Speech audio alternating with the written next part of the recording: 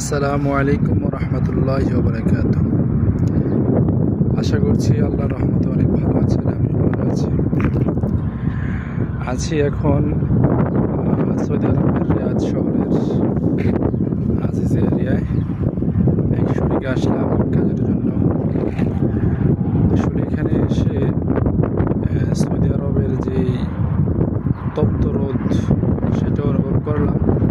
সাথে সাথে মনে পড়ে গেল সেই রাসূল সাল্লাল্লাহু আলাইহি ওয়াসাল্লামের জমানার যুগ, যখন রাসূল সাল্লাল্লাহু আলাইহি ওয়াসাল্লাম ইসলাম প্রচার করার জন্য মক্কা থেকে তায়েফ থেকে মক্কা, মক্কা থেকে পুরা মক্কা শহর জুড়ে, সৌদি আরব শহর জুড়ে ইসলামের যে বাণী পৌঁছে দিয়েছিলেন। কতই না কষ্ট করে রাসূল সাল্লাল্লাহু আলাইহি ওয়াসাল্লাম ইসলামের দাওয়াত দিয়েছিলেন। আর হযরত বেলাল রাদিয়াল্লাহু তাআলা আনহুর কথাও মনে পড়ে গেল। হযরত বেলাল রাদিয়াল্লাহু তাআলা আনহু যখন ইসলাম গ্রহণ করলেন তখন তিনি গোলাম ছিলেন। তার মুনিব তাকে ইসলাম থেকে ফিরে আসার জন্য কতই না যন্ত্রণা দিয়েছিলেন।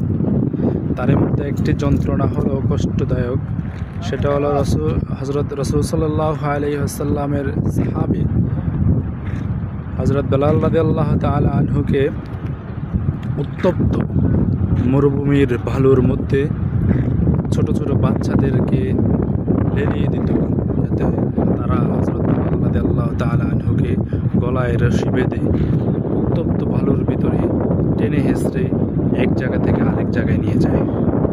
তারপরে হযরত বেলাল রাদিয়াল্লাহু তাআলা আনহুর পেটের চামড়াগুলো, গোশতগুলো উত্তপ্ত বালুর মধ্যে খসে যেত। কতই না কষ্ট, কতই না মুজাহাদা করেছিলেন ঈমানের জন্য। হযরত বেলাল রাদিয়াল্লাহু তাআলা আনহুকে ঈমান থেকে ফিরে আসার জন্য কতই না কষ্ট দিয়েছিলেন। তারপরে হযরত বেলাল রাদিয়াল্লাহু তাআলা আনহু ইসলাম থেকে ফিরে আসেননি। তিনি আল্লাহু আহাদ, আল্লাহু আহাদ বলে সাক্ষ্য দিয়েছিলেন। সে বেলাল রাদিয়াল্লাহু তাআলা এতই জলিল কদর সাহাবী হয়ে গেলেন যে তার জুতার আওয়াজ, চপ্পলের আওয়াজ আরশে আজিমে পৌঁছে যেত। হযরত বেলাল আজান না দিলে ভোর থেকে সকাল হতো না, সন্ধ্যা রাত থেকে ভোর হতো না। সেই সাহাবী হযরত বেলাল রাদিয়াল্লাহু তাআলা আনহুর কথা মনে পড়ে গেল। রৌদ্রের তাপ খুবই প্রখর। কাজ শেষে ভিডিও করলাম।